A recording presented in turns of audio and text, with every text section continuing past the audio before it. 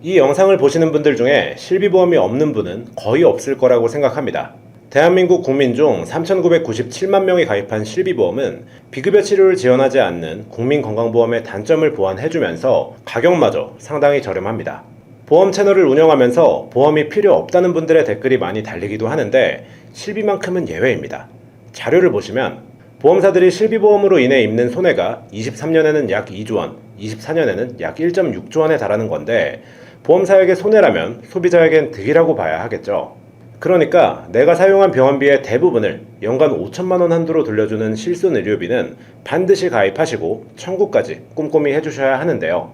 하지만 보험금 청구를 아무 생각 없이 하다가 정말 큰 문제가 발생하는 경우도 있고 아마 여러분들 중에서도 치료 직후에 보험금을 청구하면 안 된다 이런 얘기를 들어본 분들이 계실 거예요. 이게 그냥 괴담이 아니라 실제로 보험금 청구를 해서 문제가 되는 경우가 크게 두 가지가 있는데 무작정 청구를 해서 문제가 될 수 있고 또 한 가지는 청구를 했다가 보험사 직원이나 손해사정사가 조사를 나와서 문제가 생기는 경우도 있습니다. 첫 번째로 생각 없이 청구했다가 문제가 생기는 경우 여기에 대해 알아보겠습니다. 청구하면 문제가 생긴다.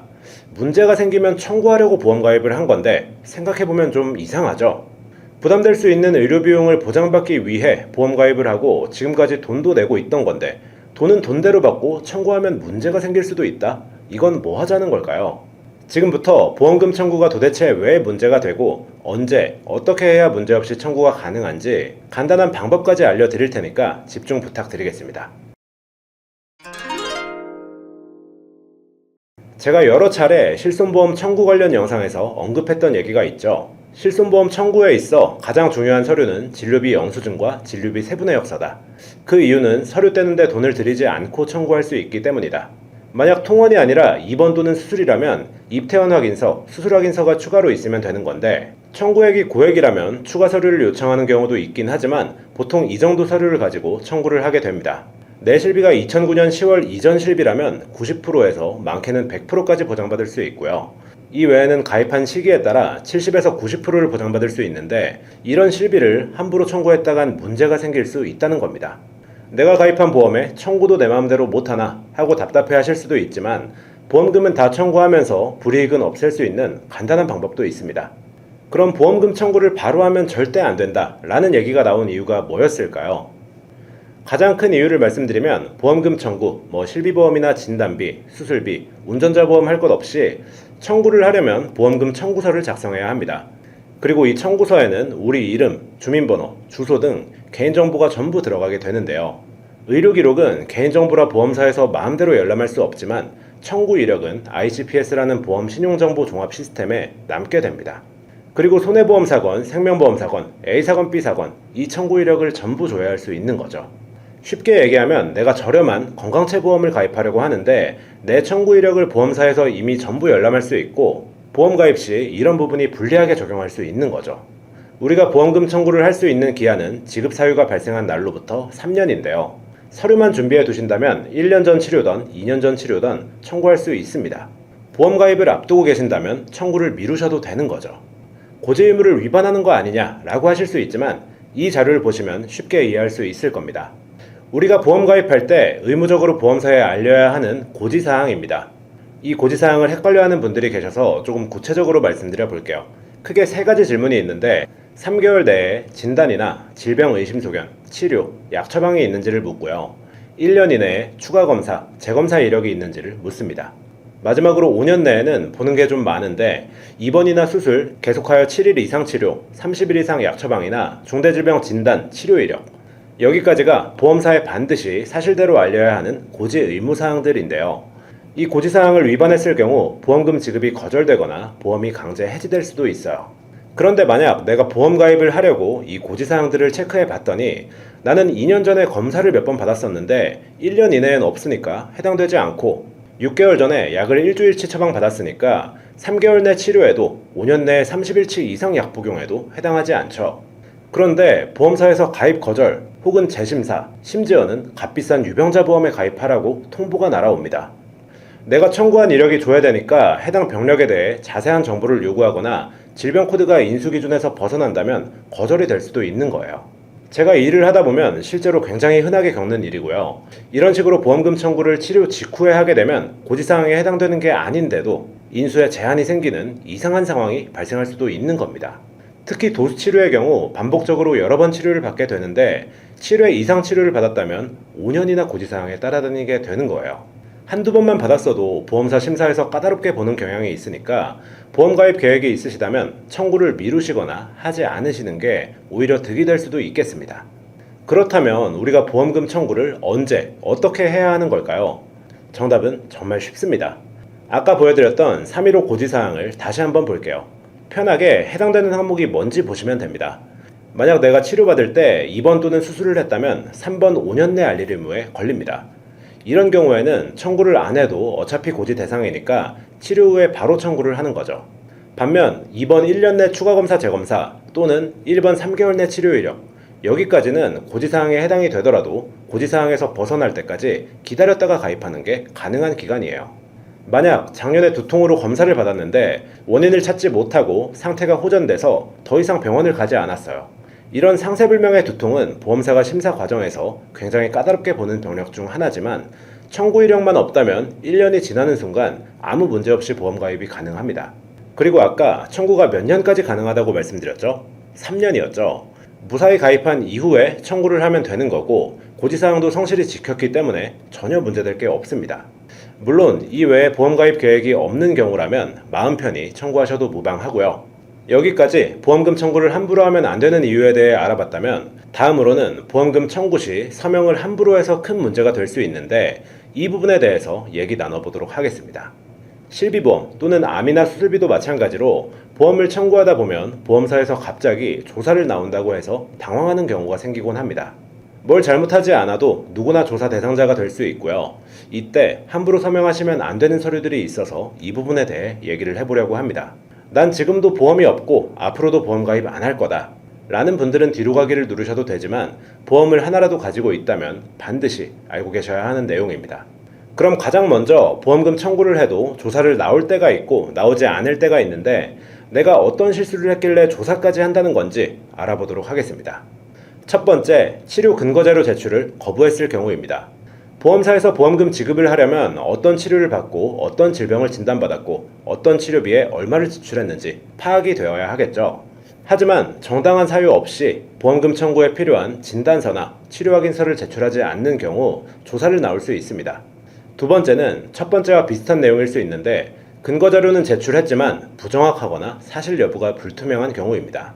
환자의 상태나 검사 결과와 치료 내용이 불일치하여 사실 여부가 의심되는 경우에도 조사 대상자가 될 수 있어요. 예를 들어 장염 때문에 병원을 갔다고 했는데 처방받은 약이 되게 비싼 안약이라면 당연히 의심되는 상황이겠죠. 이건 저 같아도 조사를 해볼 것 같네요. 세 번째, 청구 비용이 비합리적인 경우. 특별한 사유가 없는데도 감기약 3일치를 처방받고 100만 원을 청구했다면 마찬가지로 조사 대상자가 될 수 있고요. 네 번째로 과잉진료가 의심되거나 과잉진료 의심기관에서 치료받고 보험금을 청구한 경우에도 조사 대상이 될 수 있습니다. 이 외에도 고의든 실수든 고지사항 위반이 의심된다든지 가입 후 얼마 지나지 않아 청구하는 경우에도 조사 대상이 될 수도 있고요. 고객님들 청구를 해드리다 보면 특별한 사유가 없어도 좀 복불복으로 조사를 하기도 하는 것 같습니다. 만약 여러분들이 보험금을 청구했을 때 조사자가 배정되었다면 수일 내에 조사자와 약속을 잡아 만나게 되고 이런저런 조사가 필요하니 여러가지의 서류에 서명을 해달라고 할 거예요. 하지만 여기에는 꼭 써줘야 하는 서류들이 있고 써주지 않아도 되는 서류들이 있습니다. 하나씩 알아볼게요. 첫 번째로 의료자문 동의서가 있습니다. 가장 문의가 많고 탈도 많은 것이 바로 의료자문 동의서인데요. 보통 조사를 받게 되면 조사자분이 굉장히 친절하고 상냥하게 의료자문 동의서에 서명을 요청하는 경우가 많은데요. 너무 친절하고 별 의심도 들지 않는데 여기에 사인을 해야 보험금이 지급된다고 하니 자연스럽게 서명을 해주시는 분들이 많습니다. 이 의료자문 동의서에 동의를 하게 되면 내가 갔던 병원이 아닌 다른 의료기관에 소속된 전문의에게 의학적 소견을 구하는데요. 먼저 보험금 청구 과정이 어떻게 진행되는지를 실비보험으로 예를 들어서 설명드리면 보험금 청구를 했을 때 보험사는 특별한 사정이 없는 경우 3영업일 이내에 보험금을 지급하게 되어 있습니다. 이 과정에서 보험사가 이 서류만으로는 보험금 지급이 좀 충분치 않다고 판단되는 경우 조사를 진행하게 되는데요. 만약 추가적인 조사가 필요하다고 판단되는 경우 손해사정사가 병원에 방문해서 여러 가지 자료들을 추가로 습득하거나 조사하는 과정을 거치는데 이 조사하는 과정 중 하나가 바로 의료자문을 요청하는 거죠. 즉, 환자가 치료한 병원에 서류가 부족하다던가 다른 주치의의 소견을 듣고자 환자의 병원이 아닌 제3의 의료기관에 질의하는 것을 여러분께 동의받기 위해서 의료자문 동의서에 서명을 해달라고 하는 건데요. 과연 어떤 경우에 서명을 해줘야 하고 어떤 경우에 서명하지 말아야 할까요? 뚜렷하게 정답이 있는 것은 아닌데요. 의료자문 동의서는 절대 써주면 안 되니 써주지 마라, 이런 얘기를 들어보셨을 수도 있지만 의료자문 동의서에 무조건 거부하는 것은 정답이 아닙니다. 왜냐하면 약관상 보험회사도 보험 사고의 조사를 위해 자문 등의 조사 과정을 거칠 권리가 있기 때문에 무조건적으로 거부하게 되면 보험금 지급이 계속 보류될 수도 있어요. 그럼 어떻게 해야 되냐? 의료자문 동의 요청을 받았다면 의료자문을 받아야만 하는 이유에 대해 묻고 그 이유가 합리적이라 판단되면 서명을 해주시면 됩니다. 정확히 어떤 부분이 부족해서 제3병원의 의료자문을 받는 건지, 조사 과정은 앞으로 어떻게 진행되는지 확실히 물어봐야 합니다. 그리고 보험사에서 이러이러한 이유로 의료자문이 필요하다라고 한다면 의료자문 동의를 받는 것보다는 나를 치료했던 주치의가 나를 가장 잘 알고 있으니 내 주치의에게 추가적인 소견을 받아 제출하겠다 라고 대응하는 게 제일 베스트일 것 같습니다. 하지만 그건 안 된다, 반드시 다른 주치의의 의견이 필요하다 라고 할 수도 있겠죠. 이럴 때 역시 대응 방법이 있습니다. 이게 정말 꿀팁이에요. 바로 동시감정 제도를 활용하는 건데요. 제3의 상급병원에서 보험사와 환자가 함께 감정을 받는 것이 동시감정 제도입니다. 이 동시감정 제도는 보험사에 신청할 수 있고요. 이 경우 모든 비용은 보험사가 부담하게 되니 금전적으로 부담이 될까 걱정하셨다면 내려놓으셔도 괜찮습니다. 아무래도 보험사와 연계된 병원에 자문을 받게 되면 혹시나 보험회사에 유리한 결과가 나와서 보험금 지급이 안 되진 않을까 걱정하실 수 있는데, 이럴 때 활용할 수 있는 게 이 동시감정 제도예요. 동시감정 제도를 이용해서 보험사와 연계된 병원이 아닌 중립적인 제3병원의 자문을 받을 수 있다는 점, 그리고 제일 좋은 건 내가 치료받은 병원의 주치의에게 추가 소견을 받는 것이라는 점, 이 두 가지 꼭 기억해 주시면 되겠습니다. 두 번째는 면책 동의서가 있는데요. 이 서류에 서명을 하게 된다면 어떤 상황이 벌어지게 될까요? 이 서류를 작성하게 된다면 향후에 발생할 수 있는 어떤 문제에 대해서도 이의를 제기할 수 없습니다. 따라서 추가로 발생할 수 있는 청구사항에도 전혀 청구를 할 수가 없게 되는 거나 마찬가지죠. 근데 이 부분도 보면 이상하다는 것을 못 느끼시나요? 내가 청구사항이 발생했고 그에 대한 보험을 가입했다면 받는 게 당연하겠죠. 그런데 이 서류에 서명하는 순간 그러한 모든 과정들이 막힐 수 있다는 얘기입니다.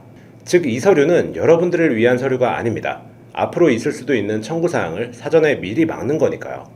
그러니까 이 면책동의서에 사인할 필요는 전혀 없습니다. 세 번째는 부재소 합의서입니다. 이 부재소 합의서는 앞에 면책동의서와 비슷한 의미의 서류인데요. 여러분들이 이 서류에 서명을 하게 된다면 향후 이 청구권에 대해 불이익이나 잘못된 점을 발견하더라도 제소, 즉 소송을 진행할 수 없어요. 만약 무시하고 소송을 진행하더라도 불리하게 작용할 수 있기 때문에 이 부재소 합의서 또한 서명해줄 필요가 전혀 없습니다. 이 면책동의서와 부재소 합의서는 내가 정말로 모든 진단이나 치료에 대해서 모든 보험금을 다 받았고 앞으로 청구할 일이 전혀 없다고 판단될 때 그때 동의해 주셔도 됩니다. 하지만 반대로 뭔가 더 받을 것이 있을 수도 있거나 석연치 않은 보험금을 받았을 때 절대 동의해 주시면 안 되겠죠. 앞으로 이의 제기를 할 수 없게 되는 거니까요. 그리고 다음 네 번째는 건강보험공단 자료가 있는데요. 예전 같은 경우 동의만 해줬다면 내 청구권을 조사하는 조사자들이 직접 발급도 가능했었습니다. 그러나 이 공단 자료는 개인정보이기 때문에 지금은 동의 없이 타인에게 절대로 자료를 지급하지 않죠. 때문에 조사자는 보험금을 빨리 지급해드리기 위해서다 라는 등의 얘기를 하며 동의를 요청할 수 있는데요. 이 자료를 보여주게 되면 여러분이 청구한 이거 말고 몇 월 며칠 날 어떤 병원에서 어떤 치료를 받았는지 모두 알 수 있습니다. 당연히 고의적으로 알릴 의무를 알리지 않았다면 문제겠지만 혹시나 내 공단 자료 중에서 청구에 불리한 치료 이력 등이 나올 수도 있기 때문에 되도록 동의하지 않는 것을 추천드리고요. 다섯 번째로 건강보험 공단 자료와 비슷한 게 또 있는데 국세청 연말정산 자료입니다. 여러분의 의료기관에서 치료를 받으셨다면 카드 혹은 현금으로 결제를 했을 건데요. 그 내역이 국세청 연말정산 자료에 포함되어 있을 수 있기 때문에 이를 요청하는 겁니다. 만약 알려준다면 해당 자료를 토대로 내가 치료받았던 병원에 방문하여 모든 의료기록을 살펴보게 될 겁니다. 이런 서류나 정보들은 필수로 동의해야 하는 서류가 아니니까 굳이 동의하거나 서명해주지 않으시길 추천드리겠습니다. 본 광고는 광고심의 기준을 준수하였으며 유효기간은 10일로부터 1년입니다. 이렇게 보험 청구를 했는데 조사자가 파견됐을 때 서명해주면 안 되는 혹은 서명해주지 않아도 되는 서류 5가지에 대해 알아봤습니다. 물론 개인정보 활용동의서나 의무기록 열람동의서 위임장 같은 서류는 보험사도 열람할 권리가 있기 때문에 꼭 서명하거나 동의해 주셔야 하는데요. 만약 써주지 않는다면 보험금 지급에 문제가 생길 수 있기 때문입니다. 대신 의무기록 열람동의서를 써주실 때는 병원명, 발급 서류를 꼭 명시하고 유효기간이 있도록 날짜를 작성해 주시는 게 중요합니다. 만약 병원명이나 구체적인 서류가 명시되어 있지 않다면 병원명만 바꿔서 다른 병원까지 방문해 볼 수도 있겠죠. 오늘 내용을 요약해보면 가장 먼저 실비보험 청구 시 괜히 청구 이력 때문에 손해보는 경우가 있으니 보험가입 계획이 있다면 기다렸다 청구하시거나 아예 하지 않는 게 유리할 때도 있다라는 말씀 드렸고요. 다음으로 보험사에서 조사를 나온다고 했을 때 아무리 친절하고 상냥하게 요청하더라도 아무 서류에나 막 사인을 해주면 곤란한 일이 생길 수 있다. 주변에 보험금을 청구하려는 지인이 있다면 오늘 영상 한 번씩 공유해주시면 예기치 못한 피해를 예방할 수 있을 것 같고요. 오늘 영상이 도움이 되셨다면 구독과 좋아요, 앞으로도 유용한 정보를 받아보고 싶으시다면 알림 설정을 눌러주시면 되겠습니다. 그럼 오늘 영상은 여기까지입니다. 저는 다음 시간에 더 좋은 내용, 더 좋은 영상을 가지고 찾아뵙도록 하겠습니다. 감사합니다. 본 광고는 광고심의 기준을 준수하였으며 유효기간은 10일로부터 1년입니다.